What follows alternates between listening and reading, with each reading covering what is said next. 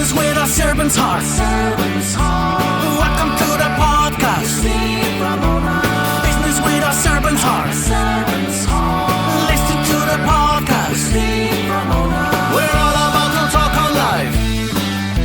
Our guest will share his life story. We want you to success in life. We're ready and we will start shortly. We're gonna talk on life. We're gonna talk on business. You're gonna shine bright. We are gonna witness. Business with a servant's heart. Welcome to the podcast. Business with a servant's heart. Listen to the podcast.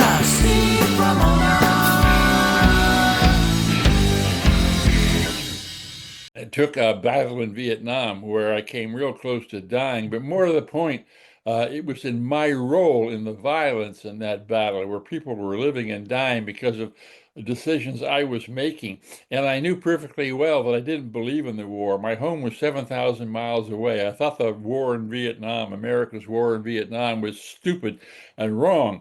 But I didn't care because it was an adventure, and I love getting shot at because that's the kind of weird person I'd become by that time. And all of a sudden it caught up with me, okay? But for most people, you don't have to be in a battle in Vietnam. I want to invite you into the Business Network, my free school community for entrepreneurs and business owners who want to grow their network and scale their business. Inside, you'll get step-by-step lessons, monthly workshops, feedback, scripts, resources, bonuses, and a community of like-minded people who believe in helping each other win.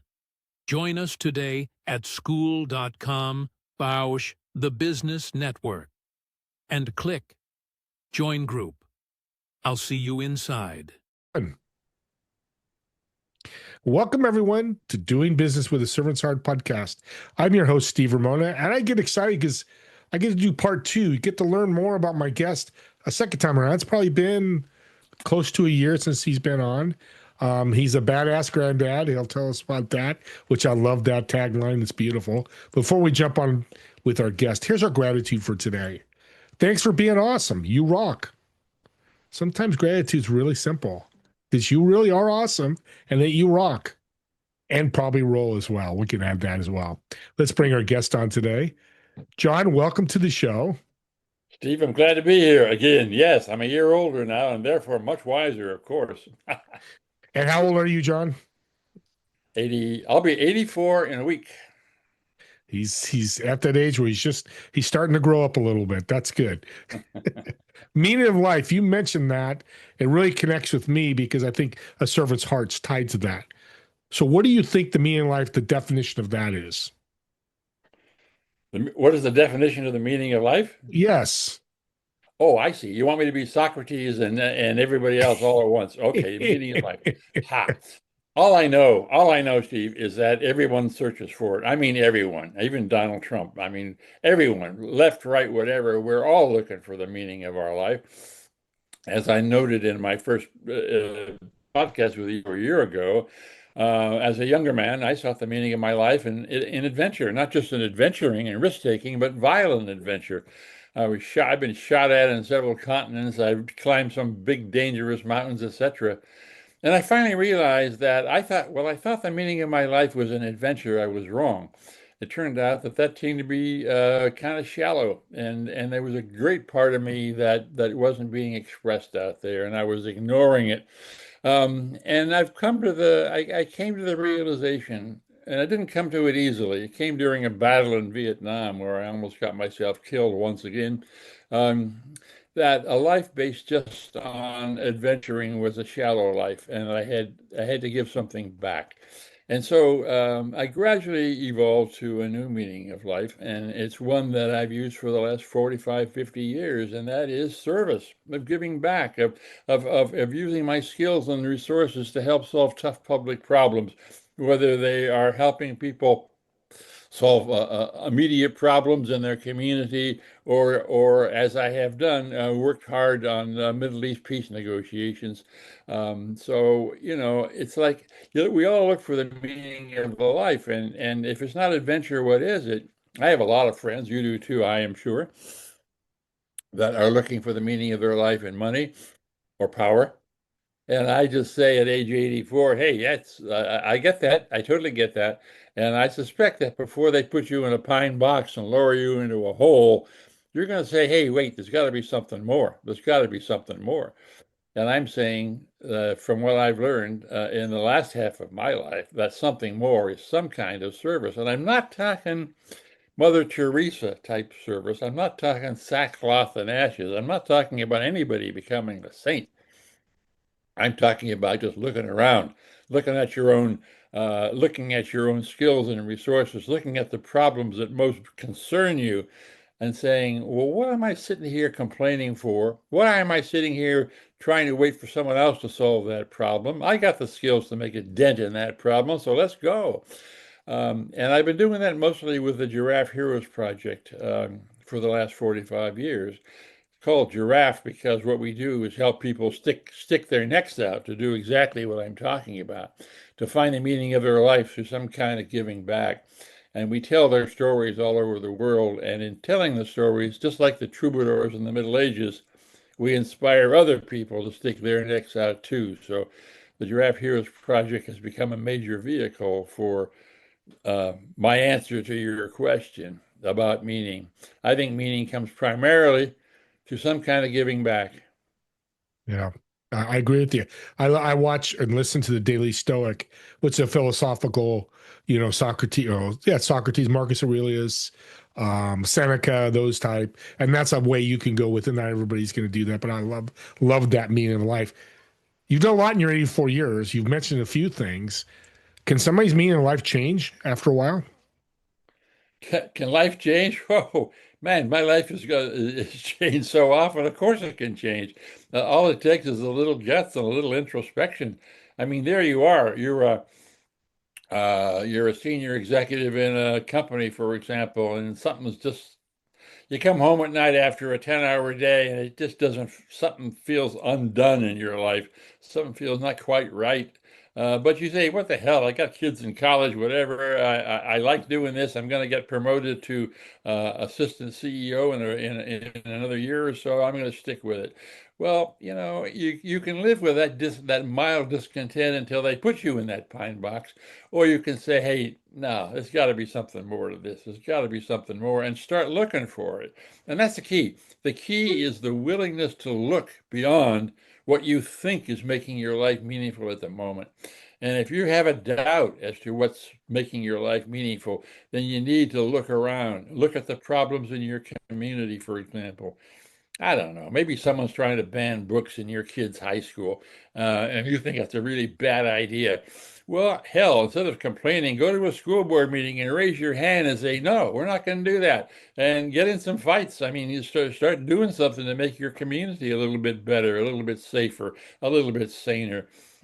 Or maybe you've got some bigger, broader skills and you can actually do something to bring relief supplies into the people in Gaza. Well, hell, do it. Uh, and there are all kinds of things you can do, and you can do them at any age. People say, "Oh, well, the constructive parts of your life are in your 20s when you're thinking about a job and marriage and all that kind of stuff." Well, no, I found in the Giraffe Heroes Project that there are indeed two times in people's lives when they're most susceptible to making these changes. And one is, sure enough, the Gen Z type age. Mhm. You're 28, you're embarked on a career as whatever, and you're really saying, hey, is this all? Is this really all? I got a lot of years left in my life, and do I really want to spend it as an X?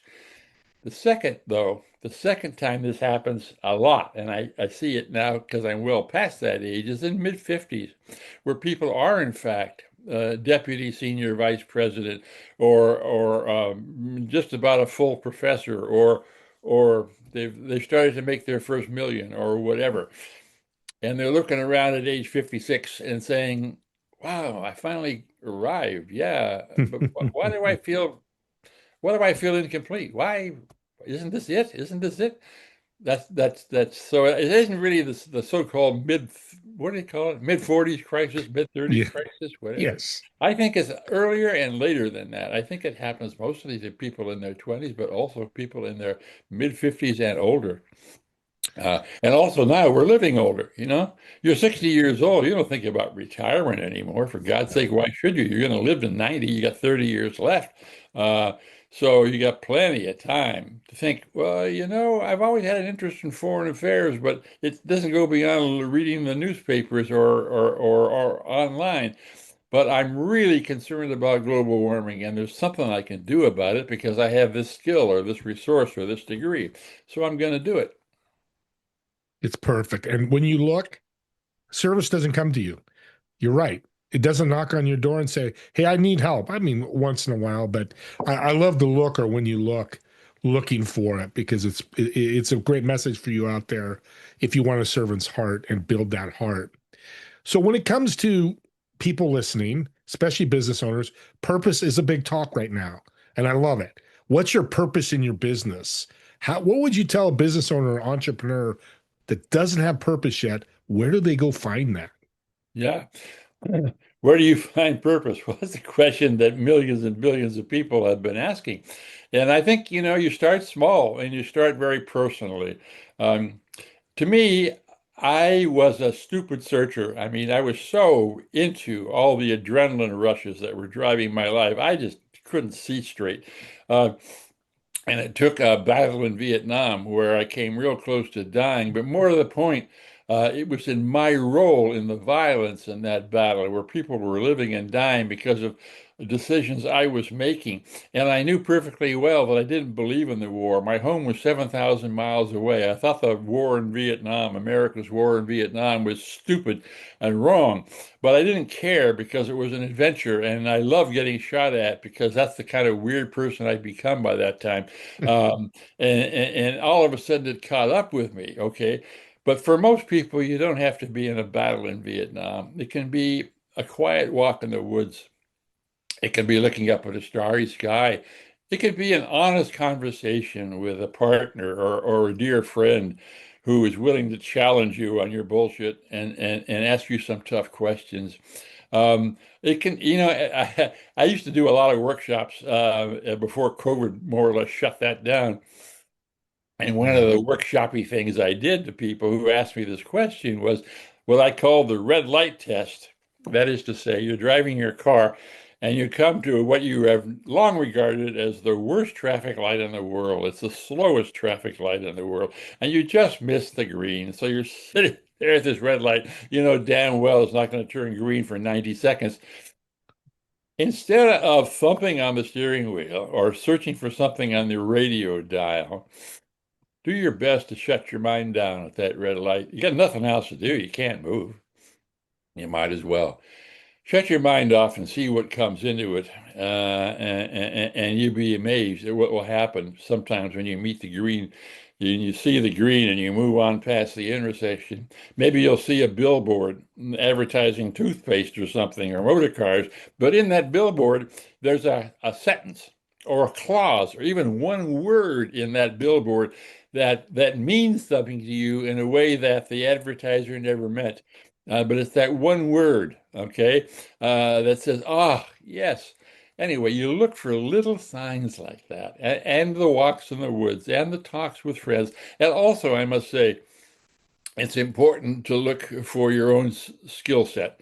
If you have always been good at math, for example, then maybe what brings meaning to your life is something to do with math and science, or some engineering problem, or some problem that takes those skills to solve. Or if you're a musician, ditto. Maybe it's making beautiful music that makes other people's lives better. If you're a barber, well, hell, or a bartender, hell, part of your job, isn't it, is to just sit back and listen to people and maybe offer a comment here or there and change people's lives over their martinis, or whether you're cutting their hair, offer some advice or just plain offer an ear to listen. You can find these things small, and I guess that's what I'm saying. Don't look immediately like, how can I stop global warming? It's my grandkids are going to suffer. No, no, no. Look local. Look local. Look at what that guy's trying to do by banning the books in your kid's high school. Look what's happening with that river that runs through your town that you know damn well is polluted and no one's doing a damn thing about it. So you better show up at a city council meeting. Look at the fact that your city's homeless rate is rising, not dropping. That your poverty rates in your state are an embarrassment. Whatever stuff you can do, and it's all around you. It's a matter of looking and paying attention to signs, little signs like being stopped at a red light, big signs like maybe not like what happened to me in that battle in Vietnam, but something that whacks you aside the head like that old Missouri mule that wouldn't move until you hit it with a two by four. Um, shit, baby. But look for it and never, I guess the bottom line to all this prattle I'm giving you now is never stop looking. Never stop looking because it's just too important. It's just too important. And you don't want to be on your deathbed and say, well, yeah, I got three vacation homes and yeah, I got a huge bank account and whatever. But somehow I'm going out without having done something that I should have done. Meaningful, something done meaningful. I've done 950. I've interviewed 950 people. You're the first guest that's love to be shot at. So you just broke my Guinness Book of World Records, which is very cool. I like that. I don't know if I like to be shot at, but it's definitely a great story. So, meaning of life, when people jump on that or purpose or passion, whatever you want to do, that's their choice. It's customized to them. I talk to people all the time that tell people, this is your purpose. This is your, people are telling them. What's your thoughts on that? Oh, that's the way not to do it. Boy, that is the way. And that's what we've learned in the Giraffe Heroes Project. Hmm. I started once I got my life changed. I came back from Vietnam and I dug myself out of that hole and I started being an engine for peace and justice issues at the United Nations because I had those skills. I was really good at it. I was smart and tough and I got a lot of problems solved, including, I must say, I helped end apartheid in South Africa, stuff like that. So, there I was and I needed to I needed to keep going and I did. But it wasn't easy. Go back to that the last part of your question. I'm not sure I answered the last part of it. People try to tell people, hey, Oh Steve, yeah, your yeah, yeah, yeah. passion's Right. reading books because you read I'm making this up, but yeah, I see Yeah, you read a no, lot of books. right. So your Yeah, passion's yeah, reading books. It's like decision making. People tell people, hey, here's your decision, John. You need to do this. And that's yeah. just information. Well, what the Giraffe Heroes Project, which by the way I didn't start, my wonderful wife Ann Medlock started it in New York City in 1982 because she was fed up with the fact that the newspapers and media of the day were focusing on bad things, and she knew there was a lot of good stuff going on. Brave, courageous, compassionate people making a difference in the world, and she wanted to tell their stories, so she began with the Giraffe Heroes Project telling stories, finding people sticking their necks out all over the world and getting their stories told. In those days, it was fax machines and vinyl records sent to radio stations and all kinds of things that seem primitive to us now, but it was 45 years ago.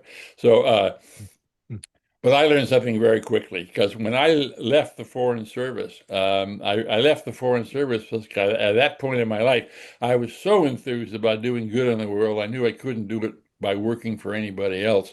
So I left the Foreign Service and I thought I could change the world, Steve, by preaching at people, by doing exactly what you said. I mean, I had a good gift of gab, and I get up on a stage and I would tell people to be good and find purpose in their lives and stuff.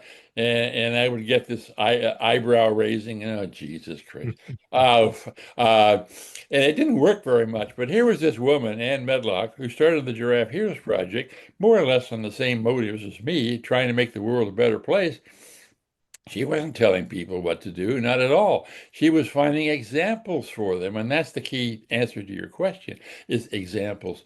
You change people's behavior by telling them the stories of other people whose behavior has already changed. And I suspect this goes back to Neanderthals dancing around their campfires 50,000 years ago. If you Yeah. want to change the behavior of a culture, you don't preach at people. You don't tell them what to do because that just creates a back reaction.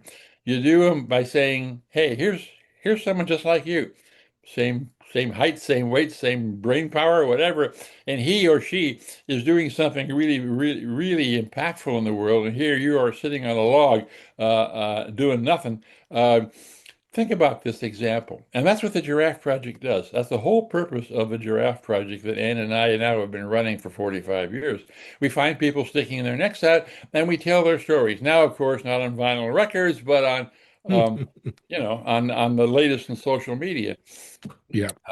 And the returns are amazing. I mean, people are moved by storytelling, and that's the key answer to your question. It's a long answer, but it's the right one. The answer to your question is to present people with models, examples, other people going first, rather than trying to preach them or shame them into doing something good. That doesn't work.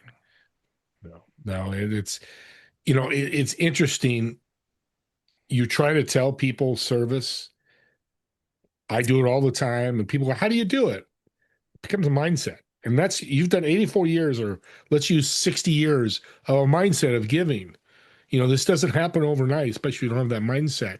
We're coming to the end here. What would you tell people that are listening and say, "I want to switch that mindset, John, but I don't think about that when I'm walking down the street and opening a door for somebody or telling somebody to look good or whatever that service looks like."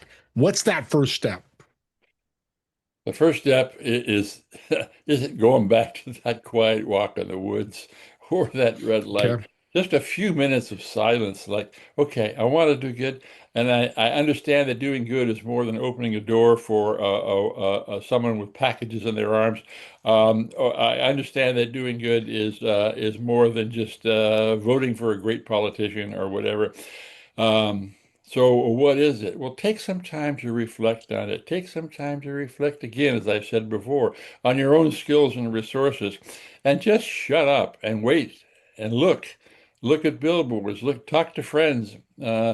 Something that matches a problem with your skill set, and then do it. And it's weird. I mean, I remember once I gave a speech to uh, the annual meeting of a Seattle law firm, big white shoe law firm in Seattle. And I gave a great speech on meeting, and there was a polite applause and stuff, and people said it was a great speech. Aha. 2 years later, I get this email from a guy who was the senior vice president who was in the room that day. And he never came up to me after the speech or anything. I'd forgotten his name, but he writes me and he says, I got to say, I listened to your speech and I couldn't get it out of my head. And the fact of the matter is, I want you to know that I left my job at the law firm and I started an environmental organization to save redwoods in Northern California because always been an environmentalist. I come from Northern California, and this was something that, with my skill set, I could really do. I mean, I'm big and tough, and I have Yeah. a law degree. I mean, it's perfect. I'm doing a great job down here, and I just wanted to thank you. So, you never know. You just never know what the hell is going to be that prompt. This happened to be a prompt for some guy listening to me giving this speech. Well, sometimes that happens, sometimes it doesn't. But it can just as easily be walking with a friend and the friend asking a casual question and you saying, "Yeah, absolutely, I hadn't Yeah. thought about it. I hadn't thought about it that way." Thanks for sharing that story because we don't hear it all the time. I know you don't. I know I don't. But when we do, I could tell the way you told that story. It made you feel good. And that's the power of this.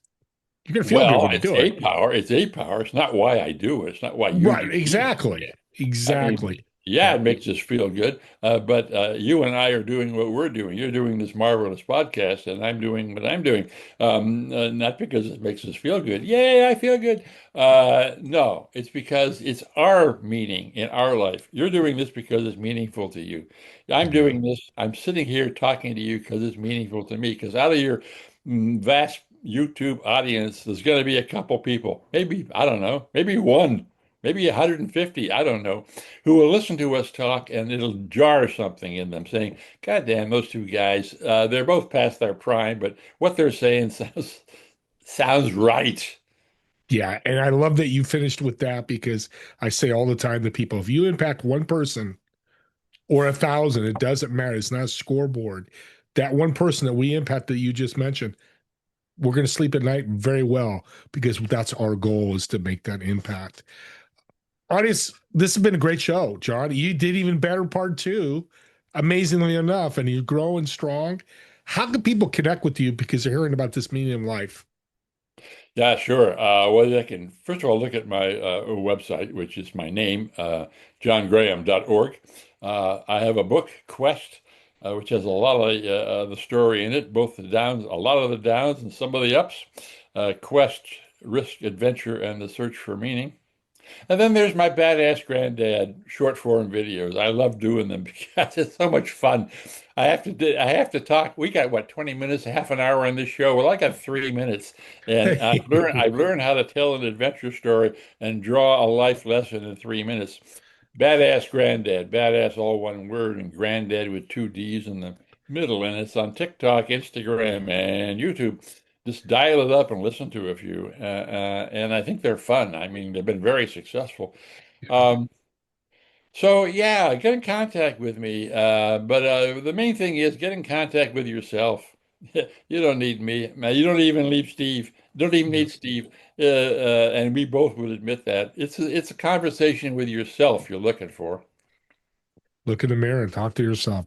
What Mm. a way to end. Thanks again, John. And YouTube channels, and subscribe to his YouTube channel. Subscribe to Doing Business with a Servant's Heart, whatever resonates with you, because these are truly gifts. If you go listen to Badass Granddad and that 3-minute video resonates with you, you share it with somebody else, that's in service. You are serving somebody by sending a gift because it could impact them. So use these YouTubes, these podcasts, these videos for the power of impact. So with that being said, me and John want to thank all of you for watching or listening to this podcast. And we'll see you all in the next episode of Doing Business with a Servant's Heart. Have a great day, everyone.